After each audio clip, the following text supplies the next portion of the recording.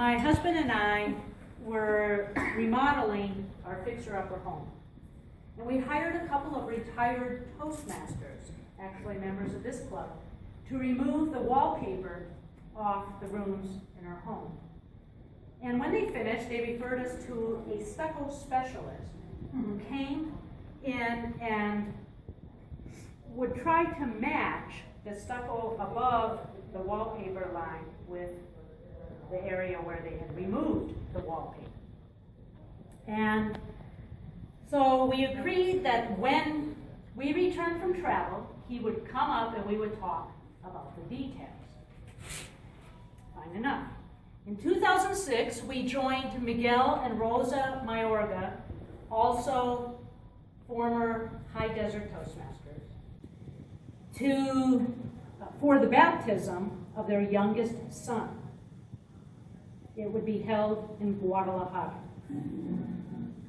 And that's how Toastmasters are. We become family, we become professional associates, we become friends, and as Eric knows, we become book spouses. While in Mexico, we learned to live as Mexicans for 2 weeks. We enjoyed the luxuries in Nueva Vallarta, living high on the hog, if you would accept that cliche. We also lived middle of the hog, and we also lived under the hog. In some cases, we didn't have a roof over our heads. In other cases, we didn't have hot water to take a shower. And still in others, we just were plain out under the hog with no heat in the winter. But we eventually ate the hog, and carnitas are not part of this story. Still, we returned home with unexpected gifts. When the stucco guy came to finalize his bid, we realized we were happy enough to have a shelter, a roof over our heads. Why do we need to do these improvements? And we shared that with him. And he surprised us by saying he had had similar experiences in some of the very cities we were in Mexico, some of the small pueblos. He said he almost left his career because of it. So he understood and he said, I will leave, but he said, I will give you one caveat.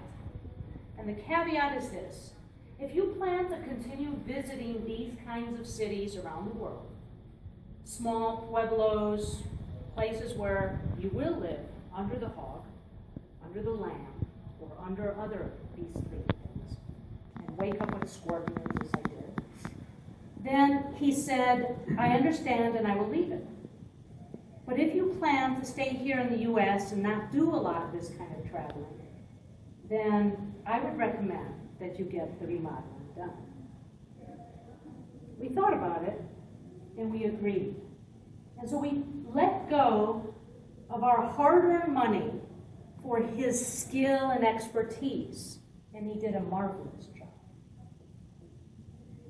Yet things don't always matter, especially when we throw money at things irresponsibly. We work hard for our money. I know that's from a song, popular song. And sometimes we sacrifice our family for earning a meager amount. And sometimes we sacrifice our health. And when our health is in peril, that's when all those consumer-driven accoutrements that we try to gather all in our lives don't matter. Our health matters. So the truth is that the more things we acquire, like physical clutter, will cause us mental clutter because we're worried about them, which will create stress as we try to have time enough to deal with all these things, temporal clutter.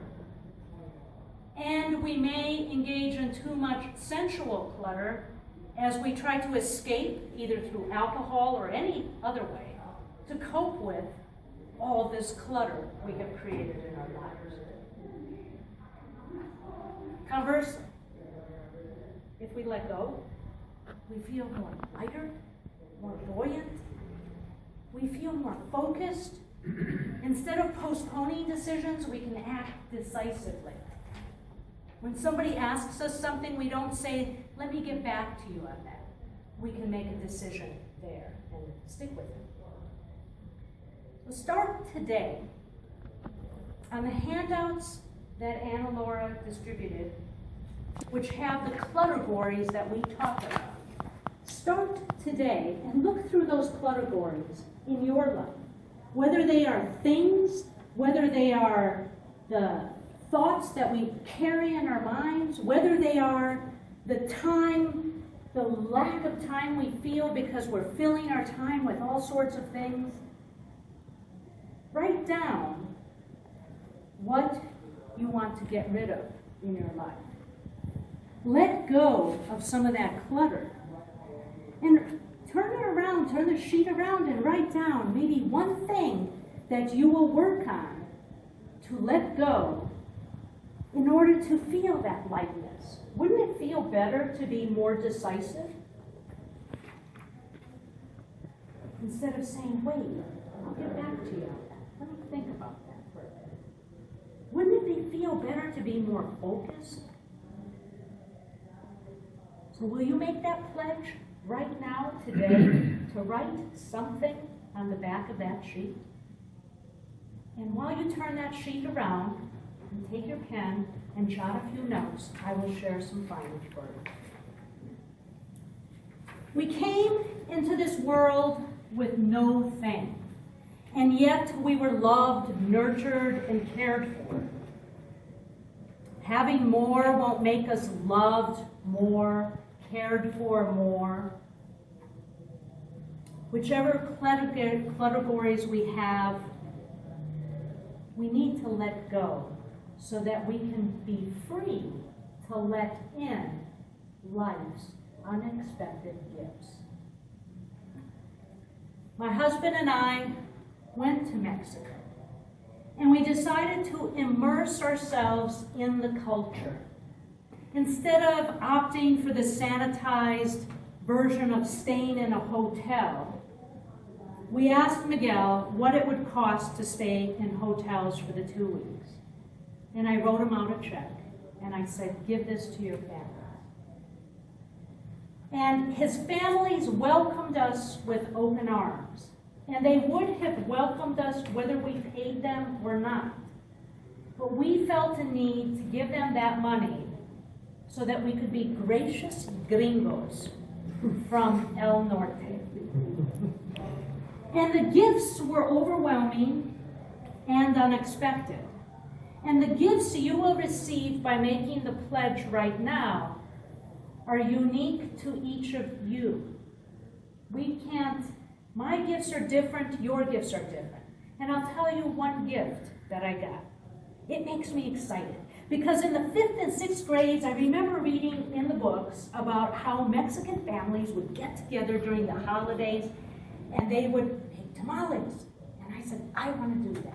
I want to be part of a large family and make tamales. When I got to Mexico, that's what I did. I got together and I said, we're going to make tamales. They said, Brenda, we don't do that anymore. We buy it like everybody else. And I said, no, I've been carrying this with me for 40 years. We're making tamales. And the whole communities drew together and we made tamales.